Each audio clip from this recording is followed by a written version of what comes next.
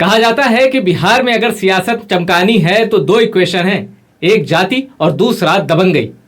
जाति वाली इक्वेशन लालू प्रसाद यादव समझ गए थे और दबंगई वाली इक्वेशन को बिहार में सबसे पहले समझा था आनंद मोहन सिंह ने। एक समय ऐसा भी आया जब आनंद मोहन सिंह को लालू प्रसाद यादव के समकक्ष का नेता माना जाता था और 1995 के बिहार विधानसभा चुनाव में तो आनंद मोहन सिंह को बिहार का मुख्यमंत्री पद का दावेदार माना जाने लगा था। आखिर ये सब कैसे हुआ? कैसे लालू यादव के साथ इंदिरा गांधी के खिलाफ जो जेपी मूवमेंट था, उस मूवमेंट में आनंद मोहन लालू प्रसाद यादव के साथ थे, जेपी के शिष्य के तौर पर दोनों मूवमेंट से जुड़े थे। और 1990 के दशक में जब लालू यादव छपरा से सांसद थे और आनंद मोहन विधायक होते थे, दोनों ही जनता दल से जुड़े थे, दोनों ही नेता जनता दल से जुड़े थे।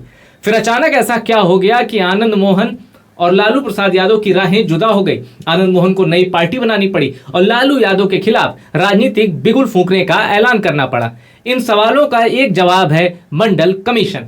जी हां, वही मंडल कमीशन जिसे अगस्त 1990 में वीपी सिंह ने लागू किया था। अब उस मंडल कमीशन को लागू करने के बाद क्या हुआ?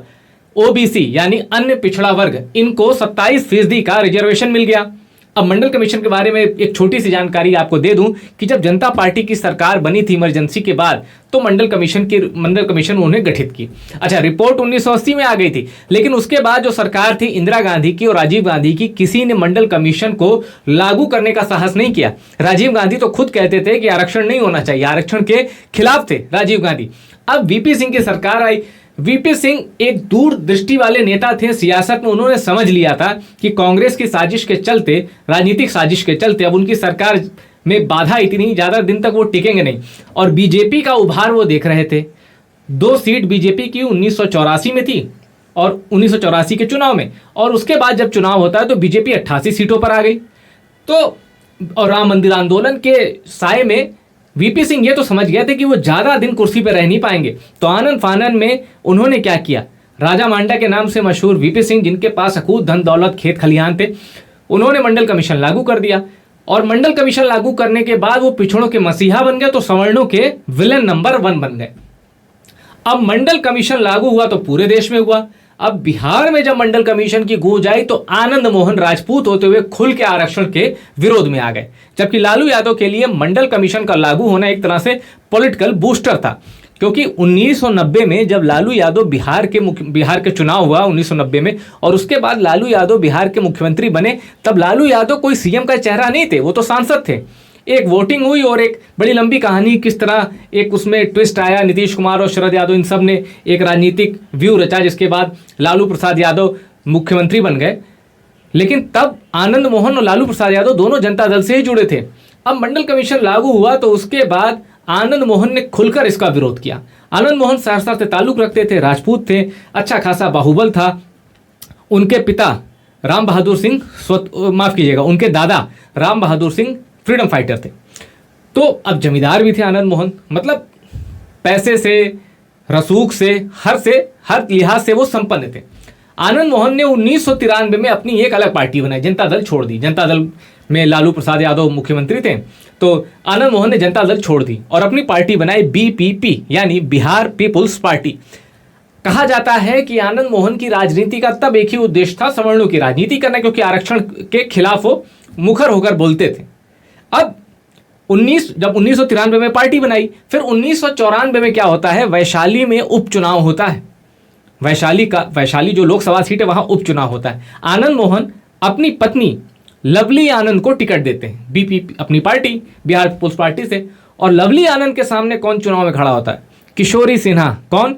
सत्येंद्र नारायण सिन्हा, जो कि बिहार के मुख्यमंत्री रह चुके थे, उनकी पत्नी किशोरी सिन्हा। बहुत धाकड़ नेता थे, उनको हराना इम्पॉसिबल था, लेकिन लवली आनंद ने किशोरी सिन्हा को हरा दिया। पूरे बिहार को लगा कि ये तो आनंद मोहन सिंह का जादू चल रहा है। 1993 में पार्टी बनी, 1994 में सांसद मिल गया, वो भी घर में। लवली आनंद चुनाव जीत गई। अब 1995 में आया बिहार विधानसभा चुनाव। आनंद मोहन ने ऐलान किया कि 100 सीटों पर लड़ेंगे। तब बिहार और झारखंड एक ही होता था, तो मेरे ख्याल से 324 के आसपास सीटें होती थी। आज बिहार में 243 सीटें हैं, तब 324 सीटों के आसपास होती थी। आनंद मोहन ने ऐलान कर दिया कि अब लड़ेंगे 100 सीटों पर, बिहार पीपुल्स पार्टी 100 सीटों पर ताल ठोकेगी। ये वो दौर था जब बिहार के कुछ चुनावी पंडितों को, चुनावी विश्लेषकों को या राजनीति में रुचि रखने वाले लोगों को यह लगने लगा था कि आनंद मोहन तो अब नेता नहीं रह गए, वो तो सीएम कैंडिडेट लग रहे हैं। तब लोगों को लगता, अच्छा उस समय होता क्या था, जो राजपूत या जमींदार थे या सवर्ण थे, देखिए इनका वोट भले एक माना जाए पर ये 10 वोटों को प्रभावित करने की ताकत रखते थे। इनके अंदर कई गांव आते थे तो वो गांव के गांव कह देते थे कि हाँ जी जाना इनको वोट दे देना, तो वो गांव इनको वोट दे देता था उस फला फला प्रत्याशी को। तो भले ही राजपूतों की आबादी 4% थी, लेकिन जब वोट कन्वर्ट होते थे इनका वोटों में प्रभाव जो था वो ज़्यादा था।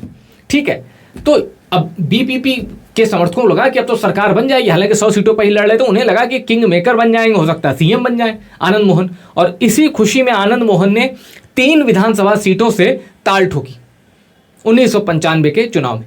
लेकिन वोटर्स को और आनंद मोहन के समर्थकों को यह नहीं पता था कि लालू यादव सामाजिक न्याय का पोस्टर बन चुके हैं। 1995 में लालू के चेहरे पर चुनाव हुआ और जनता दल ने अपने दम पर पूर्ण बहुमत प्राप्त किया। आनंद मोहन तीनों सीट हार गए। बीपीपी का बहुत बुरा हाल हुआ, बिहार पीपुल्स पार्टी का, 1995 के बिहार विधानसभा चुनाव। अब 1996, अच्छा इस बीच क्या होता है कि एक डीएम साहब की हत्या हो जाती है, लिंचिंग हो जाती है, और उसमें मुख्य आरोपी बनाए जाते हैं आनंद मोहन। आनंद मोहन पर आरोप था कि उन्होंने भीड़ को उकसाया, तो भीड़ ने डीएम साहब, एक सिटिंग डीएम, एक ऑन ड्यूटी सरकारी अफसर कलेक्टर को लिंच कर दिया गया, मार दिया गया। आनंद मोहन जेल चले गए।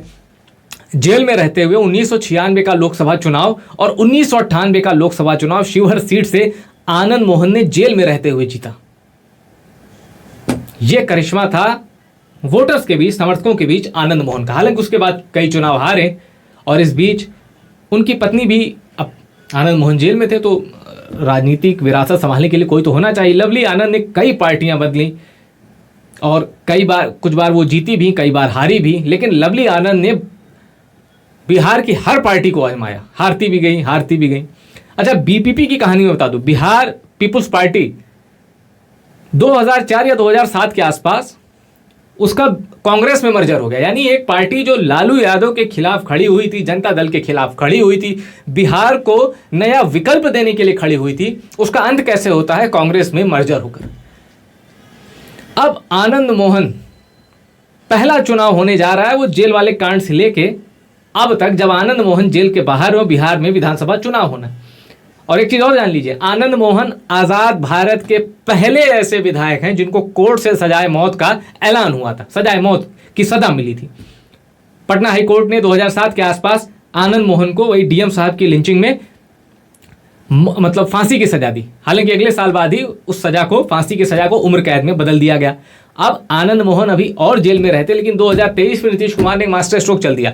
नीतीश कुमार ने कुछ प्रावधान हटाए जेल मैनुअल के, और उसके हिसाब, और वो प्रावधान जब हटे तो आनंद, क्योंकि लालू यादव जहनी तौर पर पूरे एक्टिव है लेकिन वो चुनाव नहीं लड़ सकते, शारीरिक रूप से थोड़े कमजोर है, लेकिन अभी भी दिमाग से लालू यादव चक्रव्यूह रचने में माहिर है, जबकि आनंद मोहन शरीर से भी एक्टिव है।